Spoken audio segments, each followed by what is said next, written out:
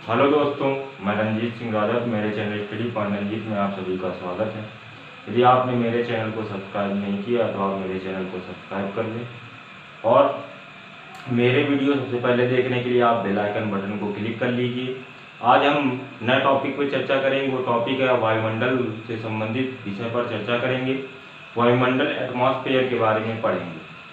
बात करें हम पहले वायुमंडल की बात यदि करें तो वायुमंडल आप देखते हैं पृथ्वी के ऊपर, पृथ्वी की भूसतह के ऊपर जो बना हुआ घेरा जो ऊपर की ओर देखते हैं उसे हम वायुमंडल कहते हैं।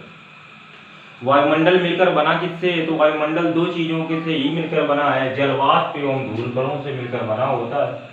इसमें जलवाष्प मौजूद होता है, जल वाष्प मौजूद होता है और धूल कण मौजूद होते हैं। दो चीजें मौजूद रहती हैं, जलवाष्प और धूल कणों से मिलकर बना होता है वायुमंडल। इसमें कुछ गैसें और तत्व भी पाए जाते हैं, इसमें गैसें भी पाई जाती हैं और तत्वों की संख्या भी रहती है, तत्व एलिमेंट्स भी पाए जाते हैं। वायुमंडल में एलिमेंट्स मौजूद रहते हैं इस वायुमंडल में। तो वायुमंडल में आपने देखा कि वायुमंडल किसका मिश्रण है? जलवाष्प वाटर वेपर, धूलकण का मिश्रण होता है और गैसों और तत्वों का मिश्रण वायुमंडल कहलाता है। तो आज हम दोस्तों वायुमंडल पे ही चर्चा करेंगे। देखेंगे कैसे जलवाष्प और गैसों की बात करें तो वायुमंडल में 9 गैसें ऐसी हैं जो 99% भाग को घेरे रखती हैं। वायुमंडल में 9 गैसें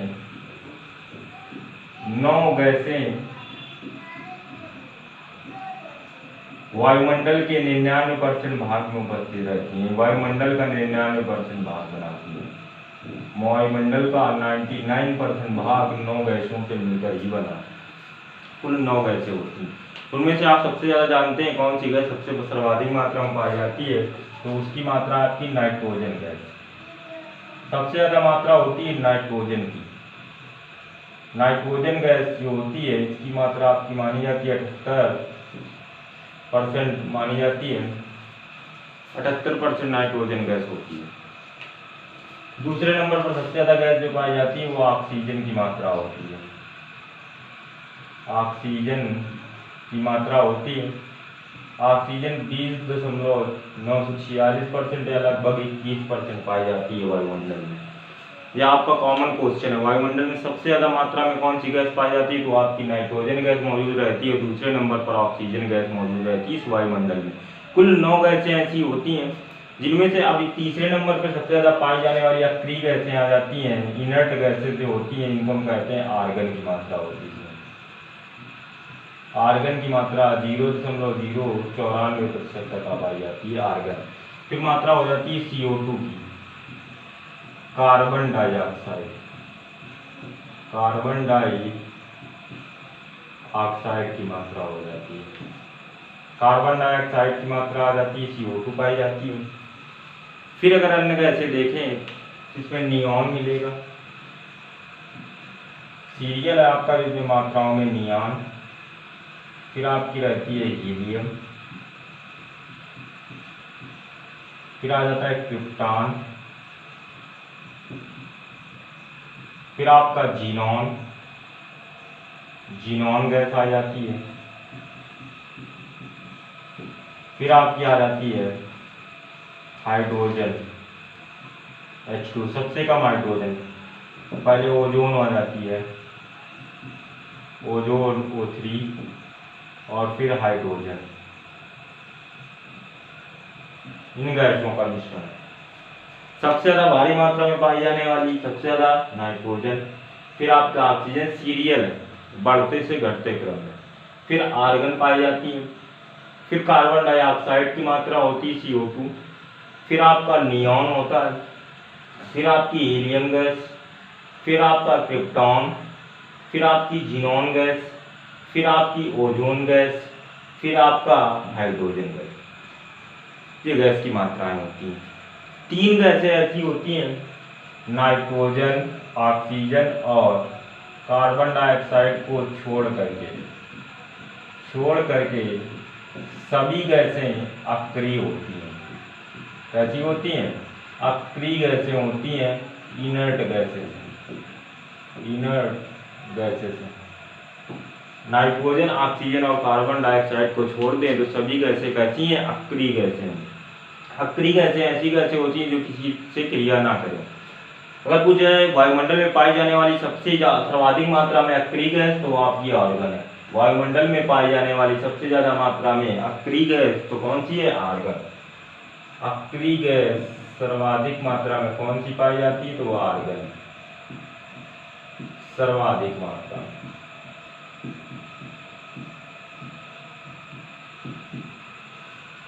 अगर बात करें इस वायुमंडल में कार्बन डाइऑक्साइड, ऑक्सीजन और नाइट्रोजन सारी चीजें मौजूद रहती हैं।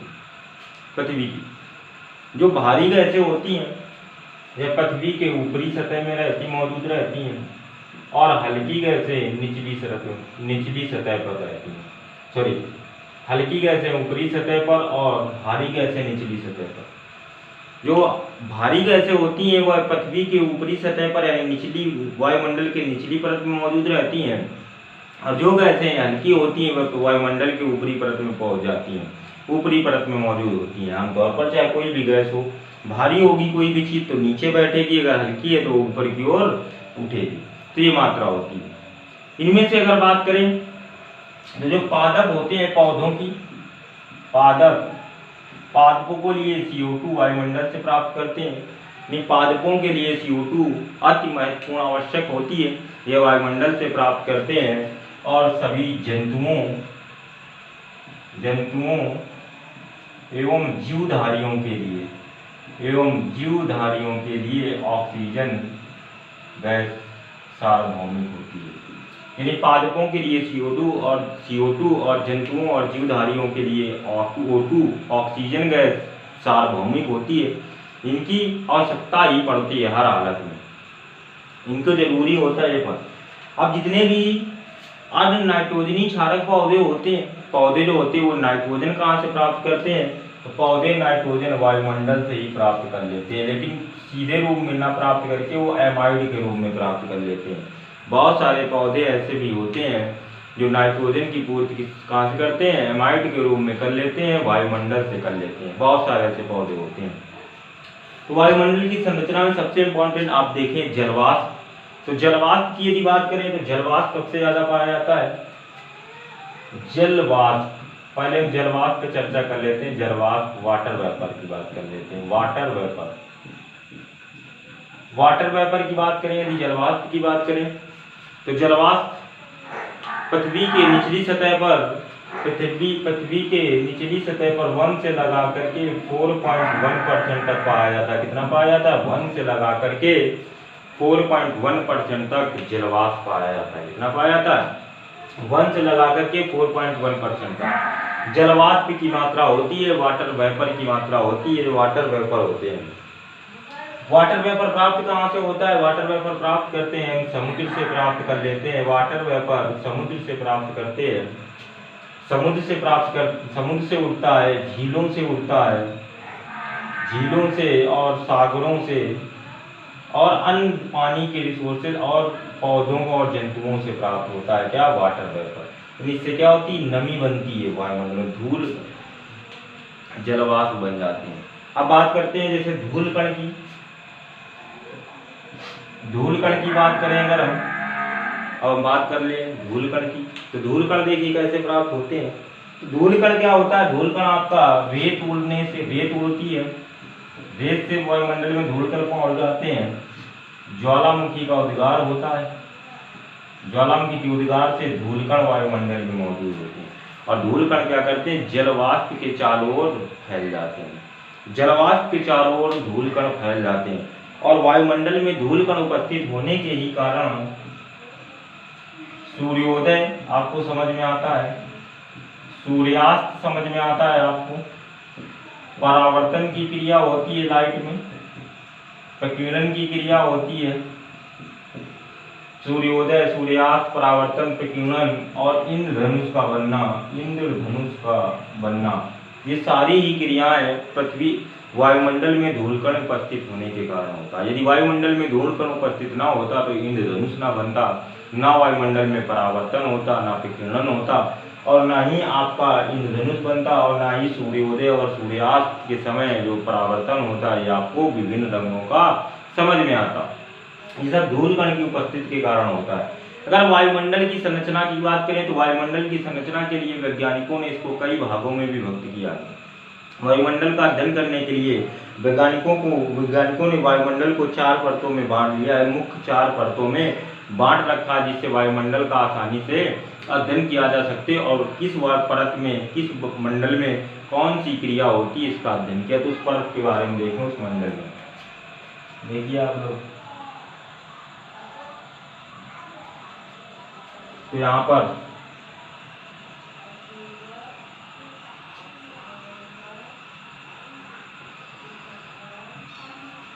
छोटा सा फिगर हम बनाएंगे जिसमें वायुमंडल की संरचना के बारे में आपको जानकारी दी जाएगी।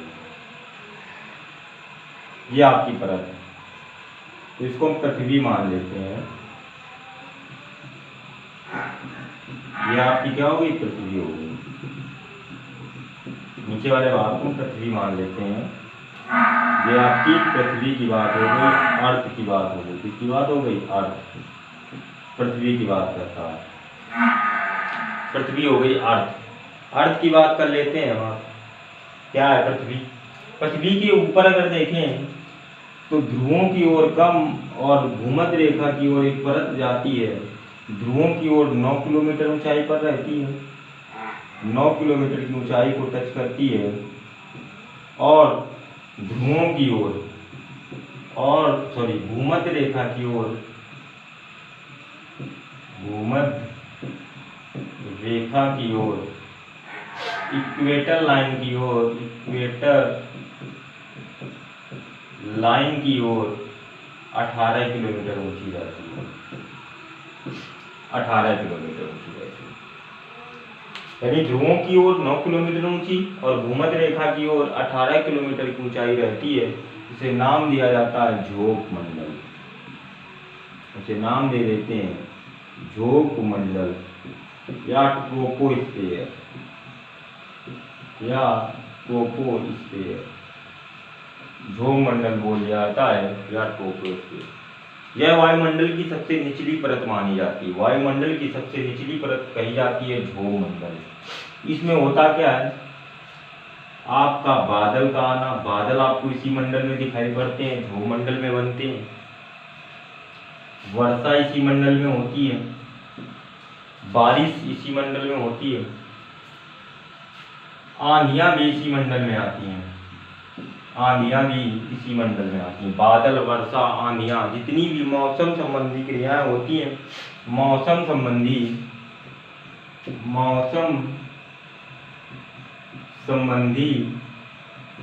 सभी क्रियाएं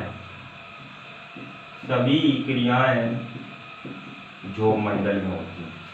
जितनी भी मौसम संबंधी क्रियाएं होती हैं ये सारी ही क्रियाएं ध्रुव मंडल ट्रोपोस्फीयर में होती हैं। यह पृथ्वी की सबसे निचली परत होती है और इसकी औसतन ऊंचाई, पृथ्वी से इसकी औसतन ऊंचाई पूछी जाए तो औसतन ऊंचाई 12 किलोमीटर होती है। पृथ्वी से औसतन ऊंचाई 12 किलोमीटर। यदि पूछा जाए ध्रुवों पर तो ध्रुवों पर इसकी ऊंचाई 9 किलोमीटर। ध्रुवों यानी पोल पर इसकी 9 किलोमीटर रहती है। भूमध्य रेखा इक्वेटर लाइन पर 18 किलोमीटर और औसत में यह 12 किलोमीटर ऊंची होती है परत ध्रुव मंडल, जिसे कहते हैं ट्रोपोस्फीयर हम कहते हैं। इसके ऊपर जब चलते हैं तो एक परत मिलती है जिसे नाम दिया जाता है समताप मंडल। इसके ऊपर जाने पर एक परत और मिलेगी जिसे नाम दिया जाता है समताप मंडल। दूसरी परत को हम क्या कहते हैं? समताप मंडल कहते हैं, स्ट्रेटोस्फीयर कहते हैं, स्ट्रेटोस्फीयर।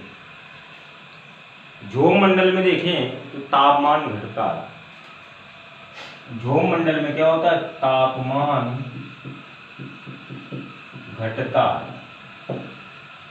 जैसे जैसे ऊंचाई बढ़ेगी, जैसे जैसे ध्रुव मंडल में आप ऊंचाई की ओर बढ़ेंगे तापमान में कमी आएगी। तापमान क्या होता है? घटता है ऊंचाई बढ़ने पर। ऊंचाई बढ़ने पर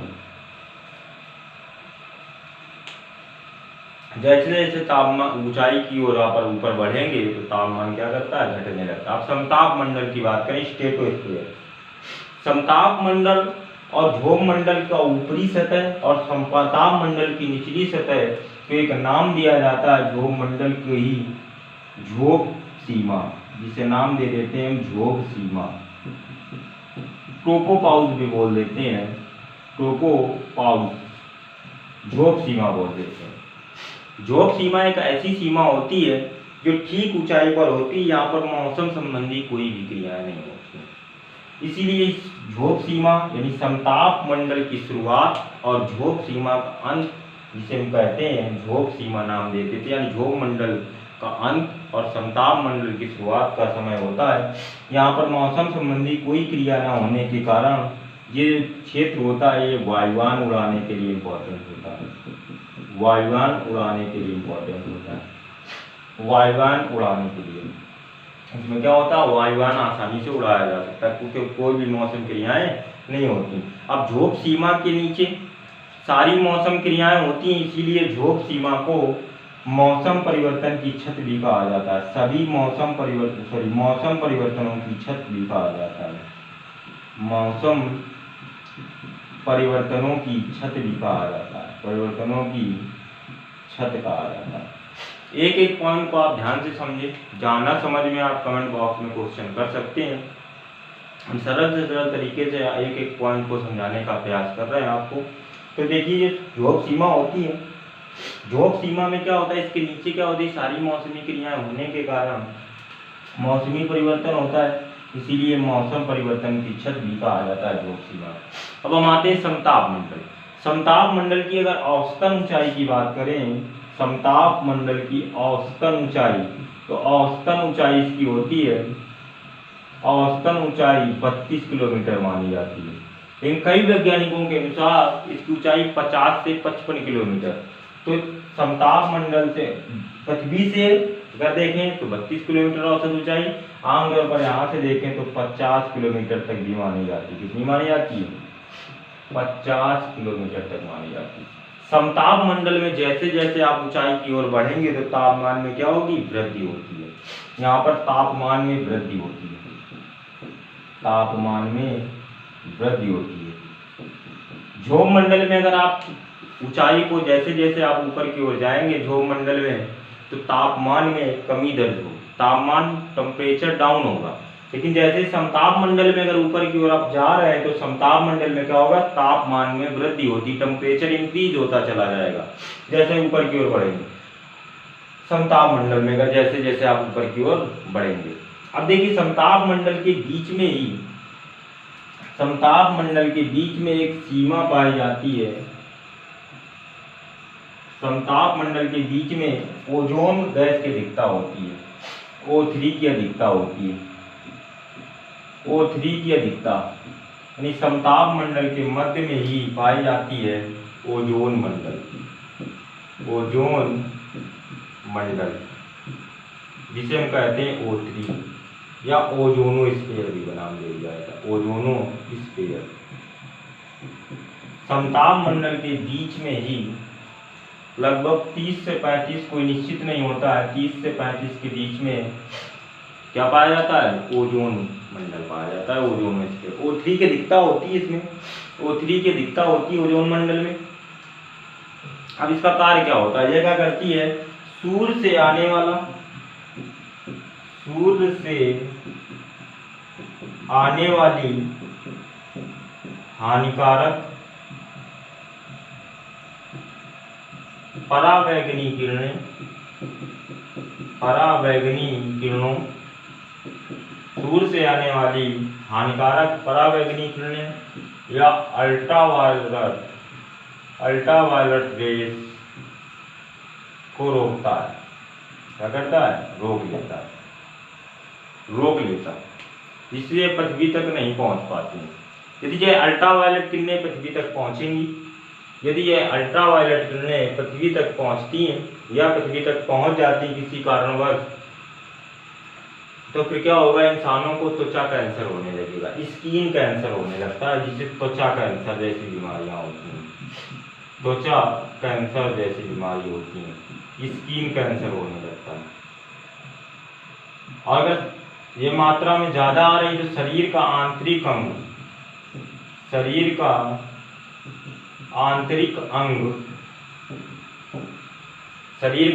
अंग एकत लीवर खराब हो जाता है,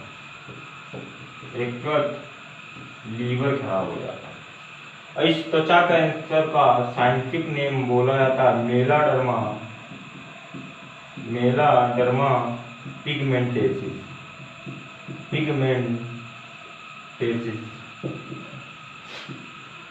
त्वचा कैंसर को साइंटिफिक नाम से जानते हैं मेलाडर्मा पिगमेंटेसिस। त्वचा कैंसर होगा यदि परावैंगनिक किरणों की मात्रा आ रही तो शरीर का आंतरिक भाग एकत्र लीवर पे असर डालता है यदि परावैंगनिक किरणें ज्यादा मात्रा में आए। अभी कुछ समय पहले वैज्ञानिकों ने देखा 1985 का दौर आया। 1985 में इंग्लैंड के वैज्ञानिक फारमैन 1985 में इंग्लैंड के वैज्ञानिक फारमैन ने ओजोन परत के झरण का पता लगाया, यानी डीसे का पता लगा। यानी ओजोन परत में इन्होंने देखा कि झरण हो रहा है। क्या हो रहा है? झरण हो रहा है, डीसे हो रहा है। और इन्होंने ओजोन परत की नापने की इकाई भी निकाली। ओजोन परत को मापने की इकाई, उस इकाई का नाम दिया इन्होंने डाप्सन। क्या नाम दिया? डाप्सन। ओजोन परत को मापने की इकाई का नाम भी रखा इन्होंने डाप्सन। क्या नाम रखा? डाप्सन। इन्होंने देखा 1985 में ओजोन परत में झरण हो रहा है। अब ओजोन परत में यदि झरण होगा तो परावैंगनिक किरणें सीधे पृथ्वी तक डायरेक्ट पहुंचेंगी, जिससे लोगों को हानि हो पहुंचेगी। त्वचा कैंसर या आंतरिक अंग लीवर खराब होने की संभावनाएं ज्यादा मात्रा में बढ़ेंगी। इन्होंने इसका अध्ययन किया तो फिर विश्व लेवल पर एक बैठक बुलाई गई 16 सितंबर 1987 को। 16 सितंबर 1987 को कनाडा के मॉन्ट्रियल शहर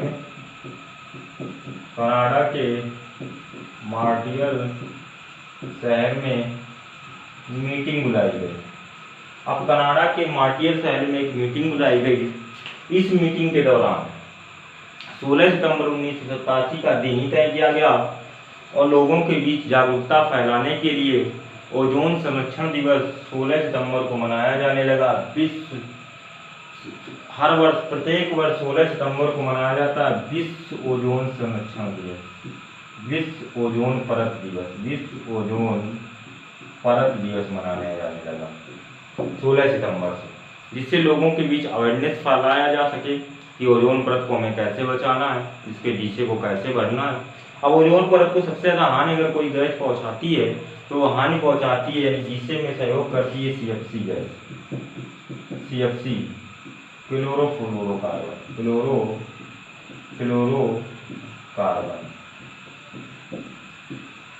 सबसे ज़्यादा अगर डीसे पहुंचाती है तो CFC क्लोरोफ्लोरोकार्बन, या आपकी अमोनिया भी हानि पहुंचाती, या आपकी गैस NH4 मीथेन या NO2, ये सारी गैसें ओजोन को झरण को बढ़ा रही हैं, ओजोन के क्षेत्र को बढ़ा रही हैं। एयर कंडीशन CFC गैस का प्रयोग एयर कंडीशनरों में प्रयोग होता है, जितना एयर कंडीशन हो, AC हो, फ्रिज हो, या जो परफ्यूम आते हैं, जितने परफ्यूम आते हैं, फॉग जो आते हैं, इनमें फॉग निकलता है, वो सारे ये हानिकारक होते हैं। इनमें सरकारें प्रतिबंध लगाने का प्रयास कर रही है जिससे ओजोन परत का झरण रुक सके। लेकिन वर्तमान समय में आप देख रहे हैं कोरोना वायरस जैसी महामारी विश्व में आई, जिससे संपूर्ण विश्व की अर्थव्यवस्था एक जगह पर रुक गई। संपूर्ण गतिविधियां, संपूर्ण डेवलपमेंट को रोक दिया गया एक वायरस की वजह से, जिस कारण से प्रदूषण की मात्रा या अन्य मात्राएं कम हुई और प्रकृति थोड़ा साफ होने लगी, और इसी दौरान ओजोन परत का क्षेत्र भी बढ़ने लगा। तो इस दौरान देखा गया कि ओजोन परत का जो छिद्र हुआ था वो भर गया है, तो जो कई सालों में न कर पाए, 1987 चली आ रही पहल न कर पाई, वह इस कोरोना वायरस के दौरान रुकी हुई अर्थव्यवस्था के दौरान हो चुका, इंसान की गतिविधियों का। तो आप समझ में आ गया होगा ओजोन परत क्या है, ओजोन लेयर समताप मंडल में क्या होता है, जैसे जैसे ऊंचाइयां बढ़ेंगी तो इसके टेम्परेचर इंक्रीज होगा। अब क्या होता है, समताप मंडल की बात करें तो समताप मंडल ऋतुओं यानी मौसमों की बात करें, आंधियों और अक्षांशों। सप्ताह मंडल की ऊंचाई में परिवर्तन होता रहता है। ऋतुओं, आंधियों और अक्षांशों के आधार पर ऋतुओं, आंधियों और अक्षांशों के आधार पर ऋतुओं, आंधियों और अक्षांशों के आधार पर समताप मंडल की ऊंचाई में परिवर्तन होता रहता है। समताप मंडल की ऊंचाई में परिवर्तन होता रहता है, यानी समताप मंडल की ऊंचाई परिवर्तनशील होती है। इसकी ऊंचाई कैसी होती है, समताप मंडल की ऊंचाई परिवर्तनशील होती है। अब परिवर्तन कैसे आता है इसमें, तो परिवर्तन आने का मुख्य कारण है ऋतुओं परिवर्तन आता है, जब आंधियां आती हैं और अक्षांशों के आधार पर परिवर्तन आते हैं। अब इसके ठीक ऊपर अगर थोड़ा सा चलते हैं हम, इसके ठीक ऊपर हम 80 किलोमीटर का सफर लेंगे, 80 किलोमीटर, इधर 80 किलोमीटर, तो हमें मध्य मंडल देखने को मिलेगा। क्या मिलेगा, मध्य मंडल, मीसोस्फीयर मिलेगा। मीसोस्फीयर यह वायुमंडल से 80 किलोमीटर की दूरी पर होता है। जब कोई उल्कापिंड गुजर रहा होता है, आप देखते हैं उल्कापिंड, बहुत सारे उल्कापिंड पृथ्वी के वायुमंडल में बहुत सारी चट्टानें छोटी, कई तो 2 किलोमीटर तक की हैं, कई बहुत छोटी हैं। चट्टानें वायुमंडल में टहलती रहती हैं। अब वायुमंडल में इतना घर्षण होता है फ्रिक्शन के कारण, जब वायुमंडल में जब टहलना प्रारंभ करती हैं, वायुमंडल में प्रवेश करती हैं, ये रास्ते में ही जल जाती हैं। एक आग दिखती है, क्या दिखती है, एक आग, जिसे लोग कहते हैं टूटता हुआ तारा। तो टूटता हुआ कोई भी तारा नहीं होता है। ये जो चट्टानें होती हैं, जो जो हमारे उल्कापिंड होते हैं, ये चट्टानों के रूप में वायुमंडल में जब प्रवेश करते हैं, पृथ्वी के वायुमंडल में प्रवेश करते हैं, तो फ्रिक्शन और घर्षण के कारण जलने लगते हैं। अगर पृथ्वी तक आते हैं तो जलते, पृथ्वी तक आते आते वह पूर्णतः जल जाते हैं, तो समाप्त हो जाते हैं। पृथ्वी तक गिरने की संभावनाएं बहुत कम मात्रा में ही रहती हैं। अभी हाल ही में राजस्थान के एक क्षेत्र में एक छोटा सा उल्कापिंड आकर के गिरा, आकर के खेत में, ज़्यादा बड़ा नहीं था, तो कई 2 किलोमीटर तक वहाँ पर आवाज़ हुई। तो इसी प्रकार जब उल्कापिंड आयन मंडल से टूट करके फ्रिक्शन के कारण वायुमंडल मध्य मंडल में प्रवेश करता है, तो आपको टूटता हुआ तारा या उल्कापिंड इंसानों को पृथ्वी से दिखाई पड़ने लगता है। उल्कापिंड कब दिखता है, जब यह मध्य मंडल तक आ जाता है। यानी एक उल्कापिंड जब मध्य मंडल तक आ जाता है, यह दिखने लगता है, उल्कापिंड मध्य मंडल में दिखाई पड़ता। अब चलते हैं इसके ऊपर 80 किलोमीटर से, यदि आप ऊपर चलते हो, 80 किलोमीटर से हम ऊपर चलते हैं 400 किलोमीटर तक, 400 किलोमीटर की ऊंचाई तक, 400 किलोमीटर की ऊंचाई तक या 640 किलोमीटर की ऊंचाई तक, इसमें पाया जाता है आयन मंडल। आयन मंडल पाया जाता है, इसे हम आयन मंडल, आयनोस्फीयर कहते हैं। आयन मंडल या आयनोस्फीयर कहते हैं।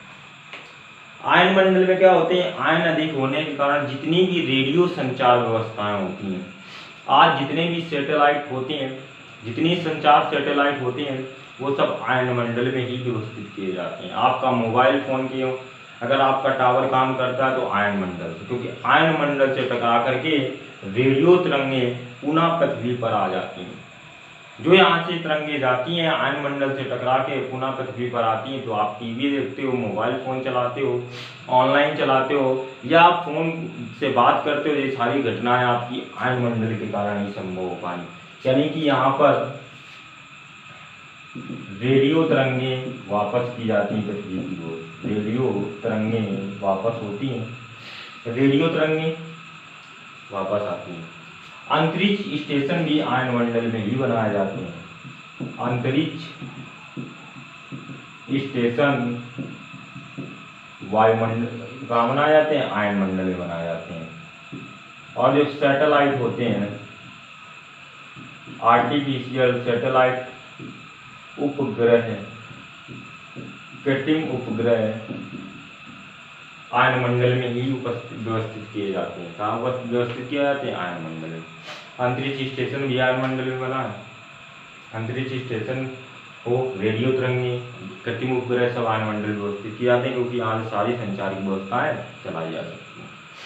अब बात करें 400 से 640 किलोमीटर के बीच DEF लेयर पाई जाती है। DEF लेयर पाई जाती है, आयनमंडल में ही पाई जाती है DEF लेयर। ये DEF जो लेयर होती है, यह दिन के समय बनती है। अब दिन के समय DEF लेयर बनने के कारण जो संचार व्यवस्था में जो सैटेलाइट हमारे आसपास फैले होते हैं, आर्टिफिशियल सैटेलाइट, संचार सैटेलाइट जो लगे होते हैं, वो जब रेडियो तरंगे यहाँ पृथ्वी से जाती हैं, तो रेडियो तरंगे जब वापस आती हैं तो वापस आने में जो DEF लेयर बाधा डालती है। इसीलिए दिन के समय क्या होता है, इंटरनेट जो होता है आपका कम चलता है, और रात्रि के समय जो DEF लेयर जो होती है ये समाप्त हो जाती है, अलग हो जाती है। इसलिए रात के समय आपका इंटरनेट जो होता है बहुत अच्छा और फास्ट चलता है। यही मुख्य कारण होता है DEF लेयर। अब इस 640 किलोमीटर की जितना ऊपर जाएंगे तो यहाँ पर आपको बहिर्मंडल मिलेगा। क्या मिलेगा? बहिर्मंडल या एक्सोस्फीयर, एक्सोस्फीयर मिलता है, बहिर्मंडल मिलेगा, एक्सोस्फीयर। यानी आमतौर पर देखें तो वायुमंडल की ऊंचाई पृथ्वी से 2900 किलोमीटर तक मानी जाती है। वायुमंडल पृथ्वी से 2900 किलोमीटर तक माना जाता है। वैज्ञानिकों के अनुसार यदि पृथ्वी से ऊंचाई तक 2900 किलोमीटर तक जाए तो वायुमंडल उपस्थित माना जाता है, लेकिन वास्तविक में जो वायुमंडल उपस्थित है तो वह 800 किलोमीटर तक उपस्थित है। वास्तविकता वाला जो वायुमंडल है जिसका हम प्रयोग करते हैं तो वह 800 किलोमीटर ही तक होता है, जो मुख्य वायुमंडल है। तो ये आपका वायुमंडल था। वायुमंडल से संबंधित आप कोई भी क्वेश्चन सब पूछना चाहते हैं तो पूछ सकते हैं। जो गैसें हैं 9 गैसें उपस्थित होती हैं, जिसमें CH4 की मात्रा, मीथेन भी यहाँ उपस्थित होती है। हमने मीथेन का जिक्र शायद नहीं किया था तो हम कर दे रहे हैं। CH4, मीथेन भी वायुमंडल में उपस्थित होती है। मैं सीरियल भी बता दिया। सबसे ज़्यादा गैसें कौन सी गैसें सबसे ज़्यादा वायुमंडल में? 9 गैसें 99% भार को कवर करती हैं वायुमंडल में। यदि आपको मेरा लेक्चर पसंद आए, लाइक करें, शेयर करें, सब्सक्राइब करें। यदि मेरे लेक्चर के दौरान कोई भी कमी रह गई है या कोई दिक्कत आई है तो आप उसको कमेंट बॉक्स में तुरंत बताएं, जिससे लेक्चर को और अच्छा से अच्छा इम्प्रूव किया जा सके। अब हम अगले वीडियो में आपसे मुलाकात करें।